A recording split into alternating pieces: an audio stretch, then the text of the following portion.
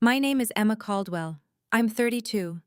Last Tuesday at 6:47 p.m., my mother slid a manila envelope across the white tablecloth at the Magnolia restaurant and said, "Sign these and we can all move forward as a family." Inside were disownment papers, legal documents removing me as their daughter. My sister Lauren sat 3 seats down, her engagement ring catching the candlelight, her future in-laws watching from across the table. My father cleared his throat. "Think about Lily, Emma. Think about what's best for your daughter." My hands didn't shake when I picked up the envelope. They should have. 32 people were watching. The restaurant had that kind of silence where you can hear ice settling in water glasses. My mother leaned forward. "You've caused enough damage. Lauren's wedding is in 6 weeks. We won't let you ruin this for her." I opened my purse, pulled out my own envelope, set it on top of theirs. "Before you sign anything," I said, "I think you should read mine first." Let me back up. Before I go on, if stories about standing up for yourself mean something to you, please hit like and subscribe and tell me in the comments where you're watching from right now and what time is it there. This matters more than you know. Let me take you back 7 years to when I first met Mrs. Eleanor Patterson. I was 25, fresh out of vet tech certification, working my first week at Paw Print Veterinary Clinic. Mrs. Patterson brought in her ancient tabby cat Remington, who had a tumor the size of a golf ball on his back leg. She wore lavender perfume and a pearl brooch shaped like a cat. She held my hand while Dr. Hayes explained the surgery costs. "You have kind eyes," she told me in the recovery room, "the kind that sees suffering and doesn't look away." Remington lived another 3 years. Mrs. Patterson came in every month for his arthritis shots. She'd bring me blackberry scones from Porter's Bakery on Oak Street, still warm in wax paper. She knew things about me I never said out loud. The way I'd flinch when my phone rang during lunch, how I'd wear the same scrubs 3 days in a row because I couldn't afford the laundromat. She never asked directly. She just watched. "My dear," she said one autumn afternoon, Remington purring in her lap, "sometimes the people who should protect you are the ones you need protection from." I didn't understand. Not then. The first betrayal happened on a Sunday. March 14th, 2021. My daughter Lily was 2 months old. I was living in a studio apartment above Hernandez's bodega on Fletcher Avenue, the kind of place where you can hear your upstairs neighbors' arguments and smell their burnt toast. I'd just finished a double shift. 14 hours of holding terrified dogs for vaccinations and cleaning kennels that smelled like fear and disinfectant. My phone rang at 11:23 p.m. My mother. "Emma, honey, we need to talk about something." Her voice had that practiced sweetness, like honey poured over broken glass. I was feeding Lily, exhausted enough that my vision blurred at the edges. "Dad lost his job at the distribution center. We didn't want to worry you girls, but we're 3 months behind on the mortgage. The bank sent a final notice. We're going to lose the house." My stomach dropped. The house on Sycamore Drive. The white colonial with the wraparound porch where Lauren and I grew up. Where our handprints were still pressed in the concrete of the back patio from when we were 6 and 8. "How much do you need?" $2,100, just until Dad finds something new. "We hate to ask, but you're always so responsible with money, and Lauren's in grad school, she can't—" "I'll send it tomorrow." "You're an angel, Emma, a true angel. But please, don't tell Lauren. You know how she worries. This stays between us." I sent $2,100 the next morning, pulled it from my emergency fund, the money I'd been saving for Lily's childcare so I could pick up extra shifts. My mother called again 2 weeks later, then 3 weeks after that, always late at night, always urgent.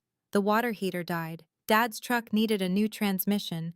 Medical bills from Mom's procedure she'd never mentioned before. Each time the same refrain: "Don't tell Lauren, don't burden her with this."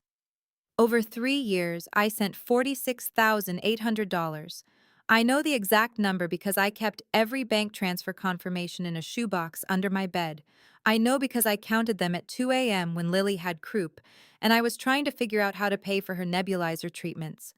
I know because each transfer meant I worked another 16-hour Saturday, came home smelling like wet dog and bleach, too tired to give my daughter a proper bath. I didn't mind. They were my parents. This is what family does. Then I saw Lauren's Instagram post. It was a Sunday morning in January. I was scrolling during my coffee break, sitting in my car in the clinic parking lot. Lauren had posted a photo essay. 12 perfectly filtered images. Her and mom at brunch. Her and dad at Home Depot, loading lumber. A shot of the house's new roof, shingles gleaming. The caption made my hands go numb. Feeling so grateful I could help my parents through their hardest season. When Dad lost his job, I didn't hesitate. Family first, always. 3 years of sacrifices, but seeing them stable and happy makes every dollar worth it.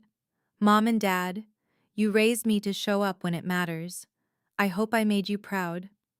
Hashtag family is everything. Hashtag blessed. Hashtag daughter duties. 4,726 likes, 312 comments. You're such an inspiration, Lauren. This is what real love looks like. Your parents are so lucky to have you. I read it 7 times. Then I called my mother. Did you see Lauren's post?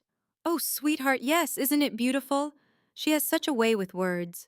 My throat felt like I'd swallowed glass. Mom, I'm the one who sent you money, $46,000 every month for 3 years. Silence. Then, Emma, honey, you know how Lauren is. She helped too in her own way. Emotionally, she was there for us.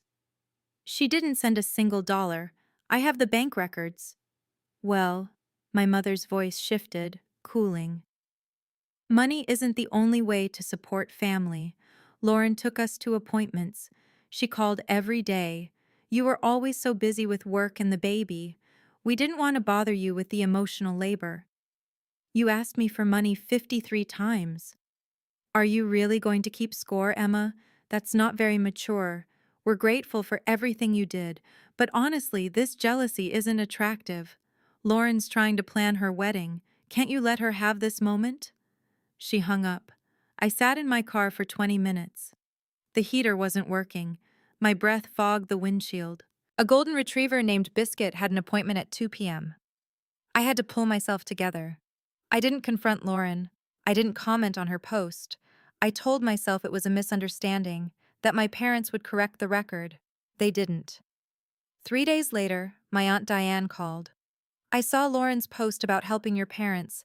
That's so wonderful. I always knew she had a generous heart. You must be so proud of your sister. I wanted to scream. Instead, I said, yeah, she's great. I hope you're doing okay, Emma. I know it must be hard watching Lauren succeed while you're still, figuring things out. The story spread. Family group texts praised Lauren's selflessness. My cousin posted a comment. Unlike some people, Lauren actually showed up for her family. My uncle shared the post with a caption about true character. I became the selfish sister, the one too absorbed in her own struggles to help when it mattered. Nobody asked me directly. Nobody said, Emma, is this true? They just believed the narrative. The one where Lauren was the hero and I was the supporting character who couldn't quite get her life together. I stopped going to family dinners, made excuses. Lily had a cold. I had to work. The truth was, I couldn't sit across from Lauren and watch her accept praise for my sacrifice. I couldn't watch my parents smile and nod while everyone celebrated a lie. My bank account hit $47 3 times that spring. I picked up every extra shift Dr. Hayes offered, came in at 5 a.m. to handle the emergency boarding cases, stayed until 9 p.m. cleaning surgical equipment. My manager, Ruth Alvarez, a woman with steel gray hair and hands scarred from 40 years of veterinary work, watched me measure out my 3rd cup of instant coffee one morning. You look like hell, Caldwell. I'm fine. You're wearing the same scrubs from yesterday. You've got formula stains on your shoulder. And you just put dog kibble in the coffee maker instead of grounds. I looked down. She was right. I need the hours. What you need is sleep, and probably a lawyer, maybe a therapist. She handed me a proper cup of coffee from her thermos. Whatever's happening, it's not sustainable. I've seen burnout. This isn't burnout. This is something else. I didn't tell her. I didn't tell anyone. Then came the day at the clinic that changed everything. It was a Thursday afternoon in June, hot enough that the air conditioning couldn't keep up. I was in exam room 3 with Dan Merrick and his beagle, Biscuit, who'd eaten an entire bag of chocolate chips and needed induced vomiting. I had Biscuit cradled against my chest, murmuring to him, while Dr. Hayes administered the injection. Dan was pacing, worried sick. The front desk bell chimed. Ruth's voice carried back. "Ma'am, if you don't have an appointment." My mother's voice cut through. "I'm here to see my daughter." My stomach dropped. I handed Biscuit to Dr. Hayes and stepped into the hallway. My mother stood in the waiting area, wearing white linen pants and the pearl earrings she saved for church. 3 people sat in the plastic chairs with cat carriers and anxious dogs. Ruth stood behind the desk, arms crossed. "Mom, what are you doing here?" "We need to talk about Lauren's engagement party next month. You haven't RSVP'd." "I'm at work." "This will only take a minute." She smiled at the waiting clients. "My daughter's a vet tech. So proud of her. Although between us, we'd hoped she'd finish college, but we love her anyway." My face burned. One of the clients, Mrs. Chen with her Persian cat, looked away quickly. "I can't talk right now. I'm with a patient." "Emma." My mother's voice dropped, intimate and cutting. "Don't make this harder than it needs to be. Lauren's getting married. Her fiancé's family will be there. We need to present a united front. I know you've been going through a difficult time, but this isn't about you." Something in my chest cracked. Not broke, cracked. "I'll call you tonight." "Will you?" "Because you've been avoiding us for months. People are starting to talk. They think you're jealous of your sister's success. I defend you, of course. I tell them you're just overwhelmed with single motherhood. But Emma, honey, you're making it very hard." Dr. Hayes appeared in the doorway behind me. "Mrs. Caldwell, Emma's needed in the exam room. Immediately." My mother's smile tightened. "Of course. I understand how important her work is." She looked at me. "We'll see you at the party. Your father already told Lauren you'd be there. Don't embarrass us." She left. The bell chimed. The waiting room was completely silent. I walked back to exam room 3. My hands were steady. I helped Dr. Hayes with Biscuit, cleaned up, filed the charts. Ruth watched me the whole time. After the last appointment, she found me in the supply closet restocking syringes. "You want to tell me what that was about?" "Family stuff." "Caldwell, I've known you 3 years. I've watched you work double shifts with a 103-degree fever. I've seen you sleep in your car because you were too tired to drive home.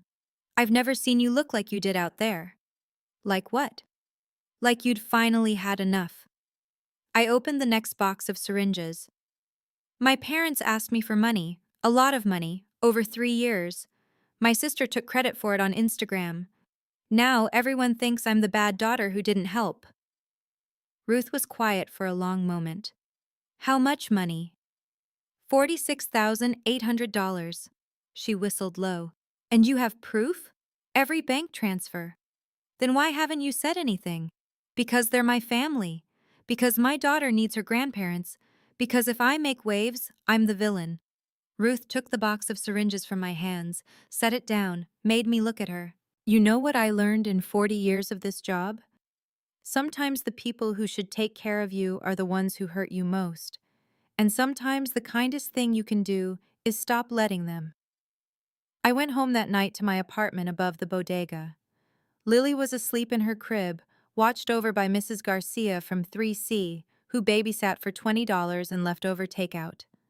I paid her, waited for her to leave, then sat on my kitchen floor and cried for the first time in 3 years. Not loud crying, the silent kind that makes your whole body shake. I thought about Mrs. Patterson. Remington had died 6 months earlier. Mrs. Patterson herself had passed 3 weeks later, peacefully in her sleep according to the obituary in the Greenfield Gazette. I'd gone to her funeral, stood in the back. The church was packed. She'd been beloved in our neighborhood. A retired teacher who'd lived on Maple Avenue for 56 years. I'd filed her death in the same compartment where I filed everything painful, locked it away, kept working. But sitting on that floor, I remembered what she'd said. Sometimes the people who should protect you are the ones you need protection from. My phone buzzed. A text from my father. Your mother's upset. Call her and apologize. This attitude needs to stop. I didn't call. 3 days later, my parents showed up at my apartment. It was Sunday morning, 9:15 a.m. I was still in my pajamas, making Lily pancakes shaped like bears. The knock was sharp, insistent. My father stood in the doorway, my mother behind him. Neither smiled. We need to talk about your behavior. Dad, I'm making breakfast. Can this wait? No, it can't. He stepped inside without invitation. My mother followed, her eyes scanning my small apartment with barely concealed distaste. You've been disrespectful to your mother. You're causing problems for Lauren. This needs to end. Lily looked up from her high chair, confused. I kept my voice level. What specifically did I do? You know exactly what you did. All this nonsense about money. Making your mother feel guilty for asking her own daughter for help. Acting like you're some kind of martyr. My chest went tight. I sent you $46,800 over 3 years. Lauren took credit for it publicly. I just want you to tell the truth. My mother stepped forward. Her voice was soft, wounded. Emma, sweetheart, we're grateful for everything you did. But Lauren contributed in ways that mattered. She was there emotionally when we needed her. You were always so busy, so distant, we couldn't burden you with our feelings.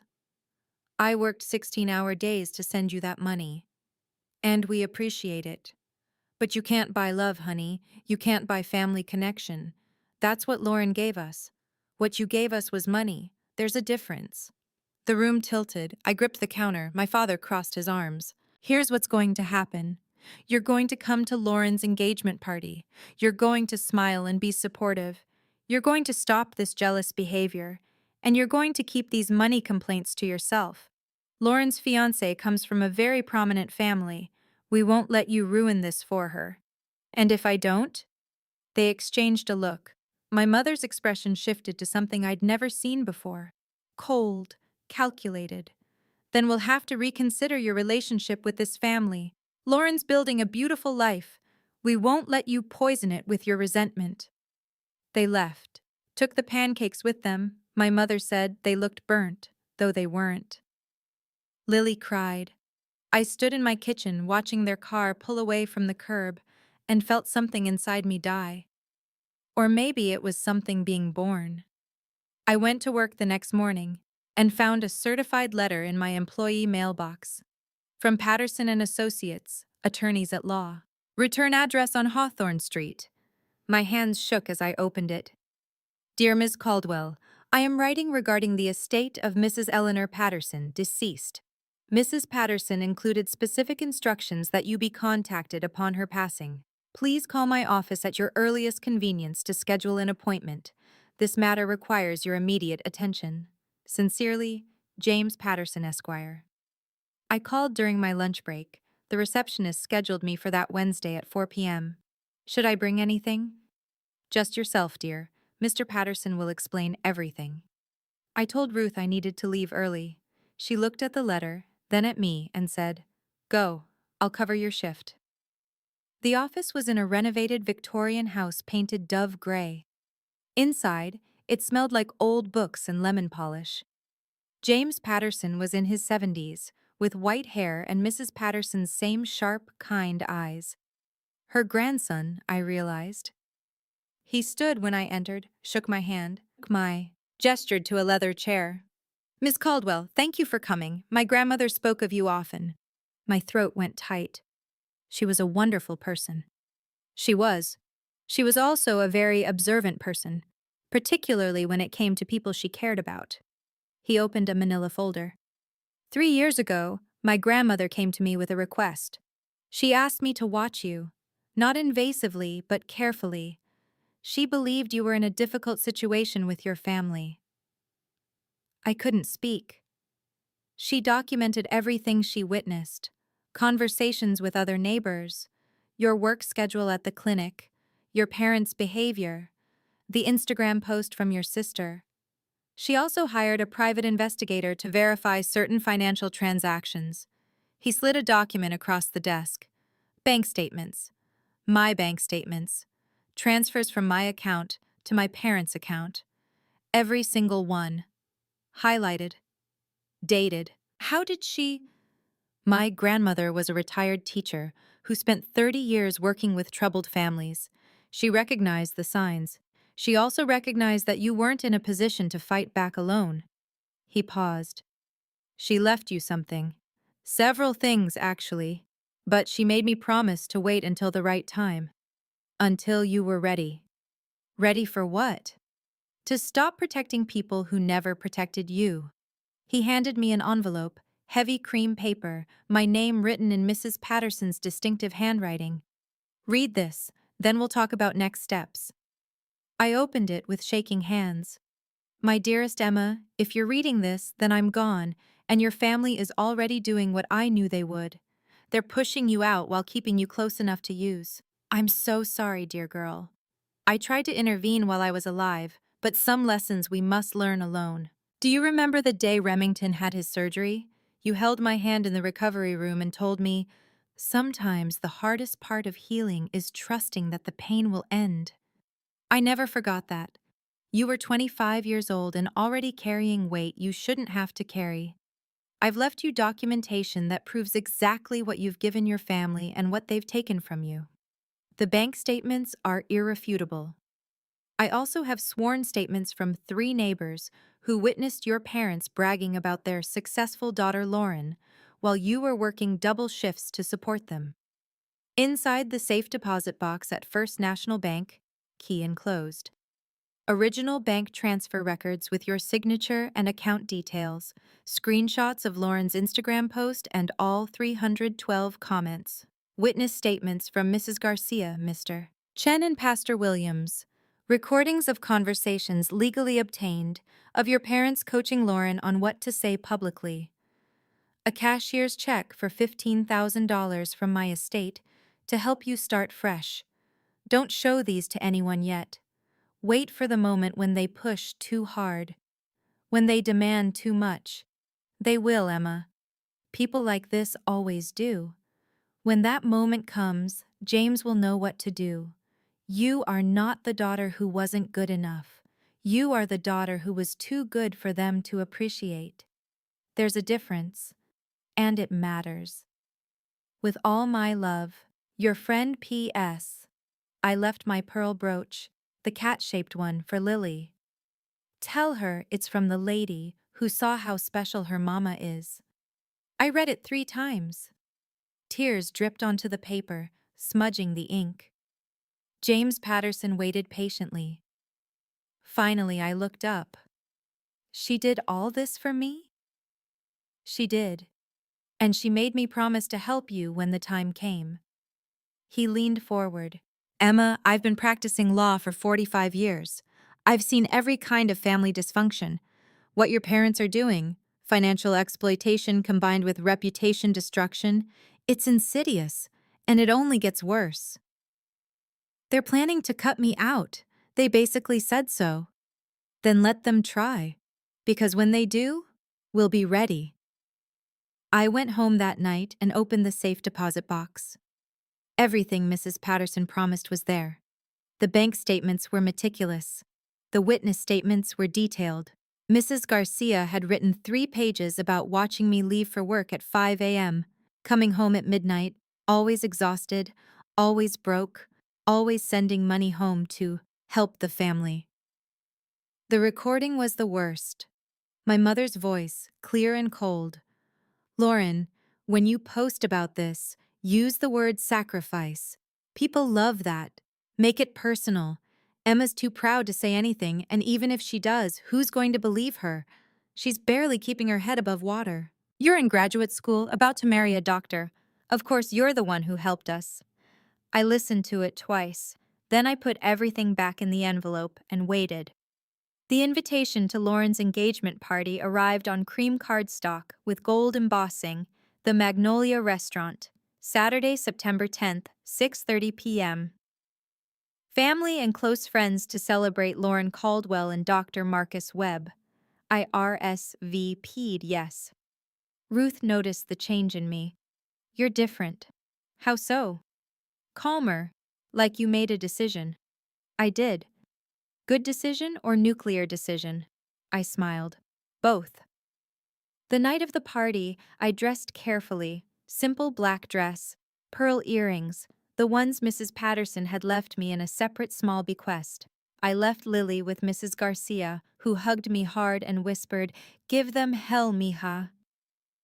The Magnolia Restaurant was everything Lauren wanted. White tablecloths, crystal chandeliers, a private dining room with capacity for 50 people, windows overlooking the garden where fairy lights twinkled in the oak trees. I arrived exactly on time. My parents were at the entrance greeting guests. My mother's face went stiff when she saw me. "Emma, you came. You invited me." "Yes." "Well, remember what we discussed. Tonight is about Lauren." "I remember." Inside, the room was full. Lauren's friends from graduate school, Marcus's family. His parents were both surgeons. His sister was a lawyer. My aunts, uncles, cousins, people from church, neighbors from Sycamore Drive. At least 40 people, maybe 50. I found my place card. Table 7, near the back. Next to my cousin Diane's teenagers who barely looked up from their phones. Lauren glowed at the head table. Marcus beside her, handsome in a navy suit. My parents flanked them, beaming.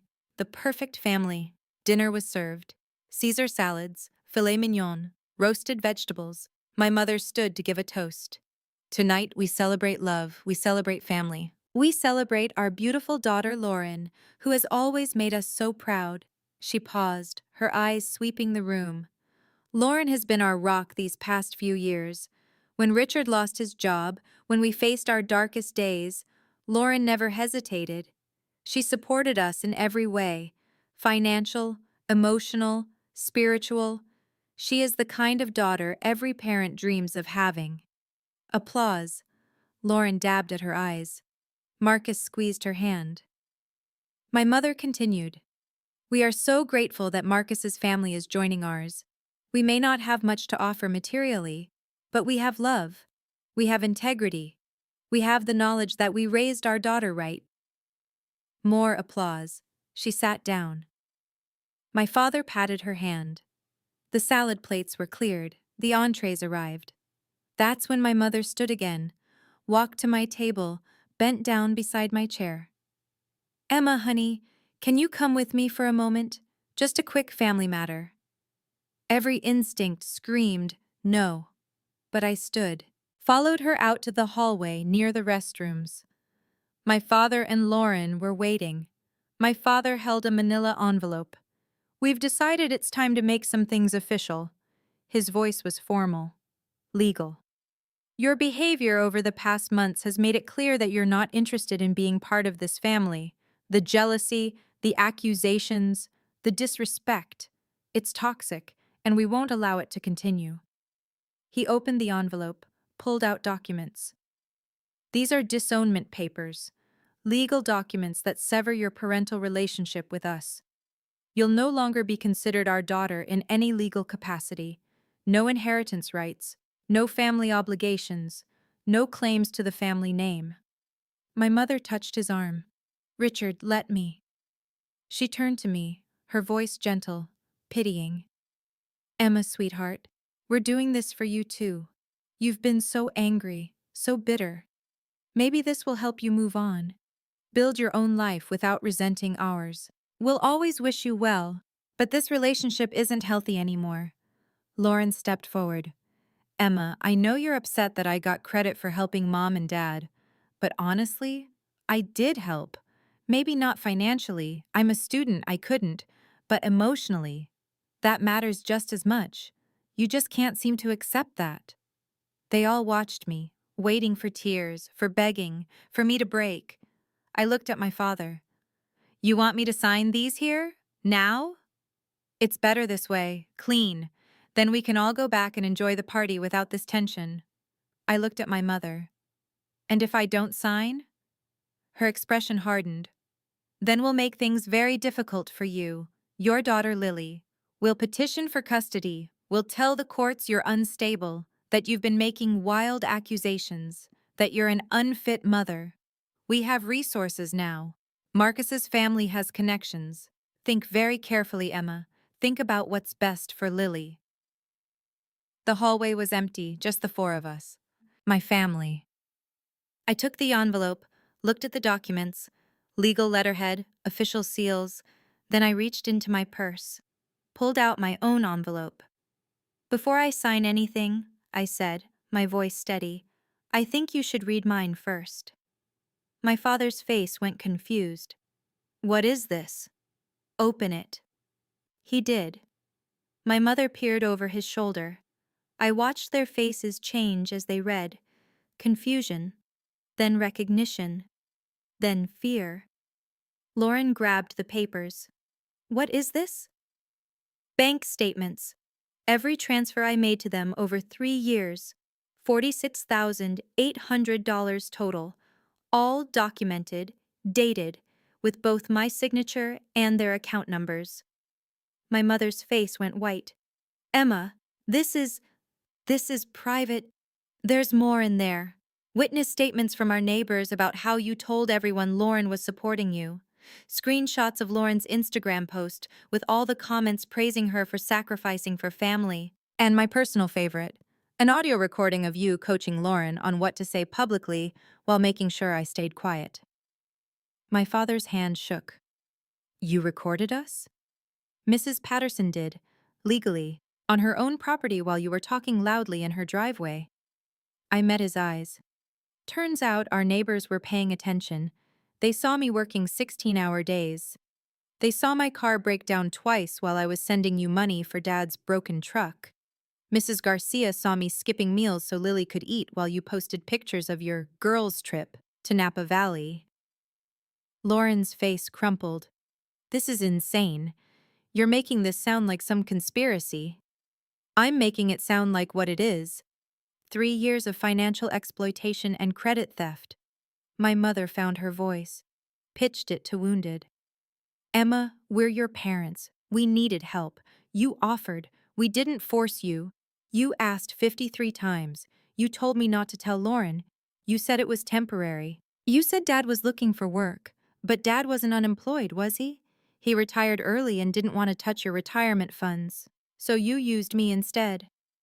My father's jaw clenched. This is incredibly disrespectful. We're still your parents. You deserve exactly what you're about to get. I pointed to the envelope. Keep reading. There's a letter from Mrs. Patterson's attorney outlining the legal definition of financial exploitation of adult children, and a notice that I'll be filing a formal complaint with Elder Abuse Services about your fraud. Elder abuse? We're not elderly. Financial exploitation statutes cover vulnerable adults. That includes parents who systematically manipulate their children for money. I looked at Lauren. And identity theft statutes cover falsely claiming credit for financial contributions. Turns out your Instagram post qualifies. The hallway felt smaller, hotter. My mother grabbed my arm. You can't do this. Think about Lily. Think about your daughter. I pulled my arm free. I am thinking about her. I'm thinking about what kind of mother I want to be. The kind who teaches her that family means love, not obligation. The kind who shows her that silence isn't peace. It's just the price you pay for someone else's comfort. Emma, my father's voice was steel now, threatening.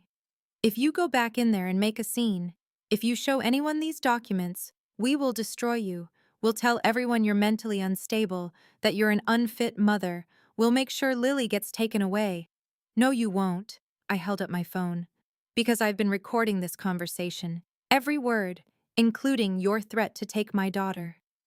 Silence. My mother's eyes filled with tears. Real or performed, I couldn't tell anymore. Emma, please. Lauren's getting married in 6 weeks. Her fiance's family is in that room. You'll ruin everything. No, Mom. You ruined it 3 years ago when you decided to use me and throw me away. I'm just deciding not to be silent about it anymore. I turned and walked back into the dining room. The servers were clearing entree plates, dessert menus being distributed, conversations and laughter filling the space. I walked to the head table. Marcus looked up, smiling, confused. Emma, hey! I'm glad you could make it. He seemed nice, genuine. I almost felt bad for him. Marcus, I need to borrow your microphone for just a moment. The room went quiet. My parents rushed in from the hallway, my mother's face desperate, Lauren frozen behind them. I picked up the small microphone used for toasts. Hi, everyone. I'm Emma Caldwell. For those who don't know me, I'm Lauren's sister. I know we're here to celebrate tonight, and I promise this will be brief. My father moved toward me. I held up my hand. I want to share something that I think matters. 3 years ago, my parents asked me for financial help. They told me Dad had lost his job and they were going to lose their house. Over the next 3 years, I sent them $46,800. I pulled from my savings. I worked double shifts. I sacrificed time with my daughter. I did it because they're my family, and I love them. You could hear the air conditioning humming. What I didn't know was that Dad wasn't unemployed. He'd retired early. And I didn't know that while I was sending money every month, my sister was posting on Instagram about how she had sacrificed to support our parents. She got thousands of likes, comments calling her inspirational. Our family praised her selflessness. Lauren's face was scarlet. Marcus looked at her, confused. I opened my envelope, pulled out the stack of bank statements. These are copies of every transfer, dated, verified by my bank. Mrs. Patterson, some of you knew her, she lived on Maple Avenue. She documented everything before she passed. She left me proof because she knew I'd need it. I set the stack on the table in front of my parents. 10 minutes ago, in the hallway, my parents asked me to sign disownment papers. They said I was toxic, that I was bitter and jealous. They threatened to petition for custody of my daughter if I didn't sign. I held up my phone.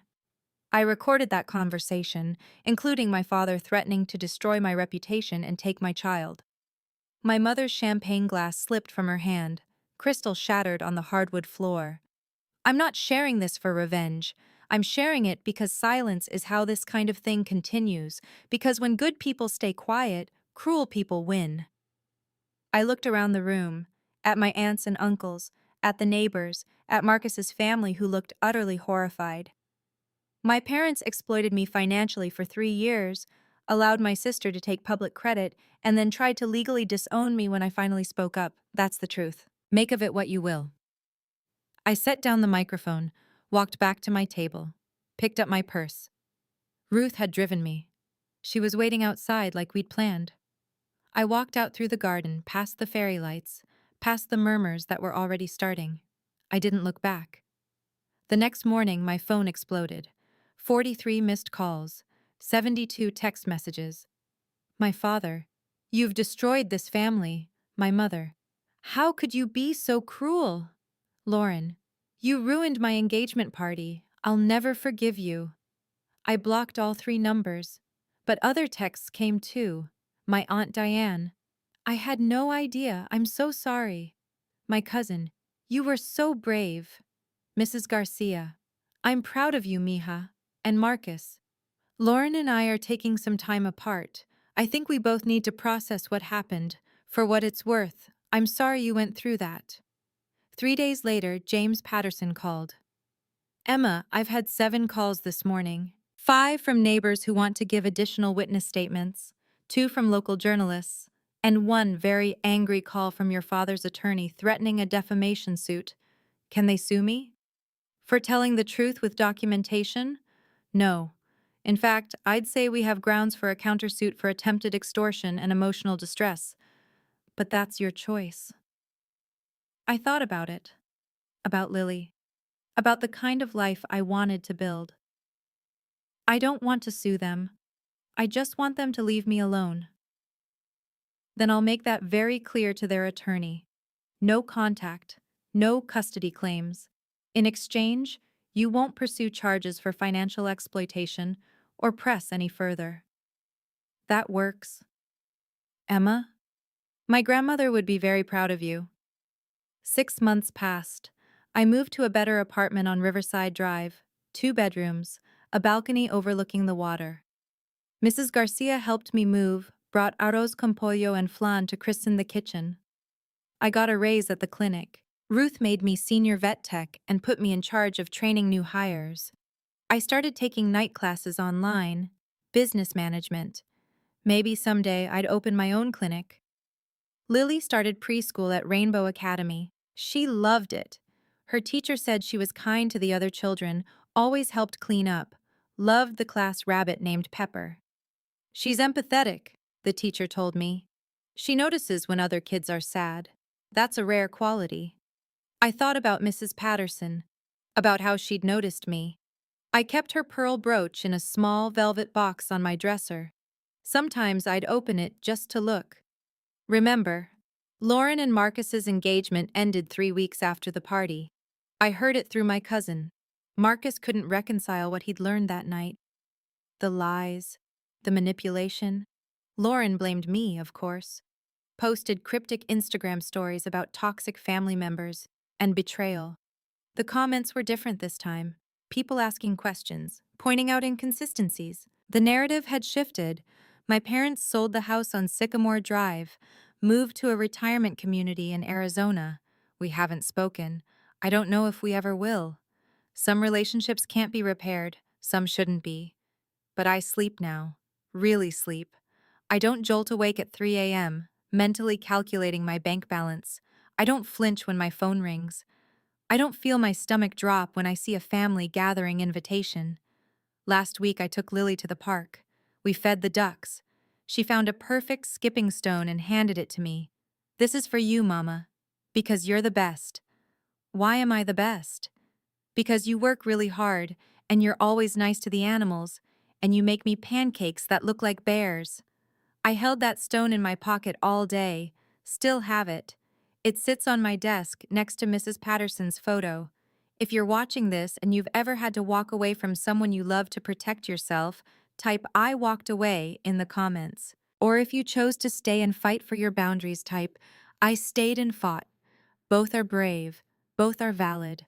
Sometimes the strongest thing you can do is stop waiting for people to see your worth and start seeing it yourself. If this story meant something to you, check the description for more stories just like this one. Thank you for being here.